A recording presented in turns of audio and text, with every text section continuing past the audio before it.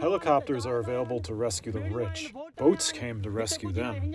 But I had to hire a boat for 2,000 rupees to rescue my family.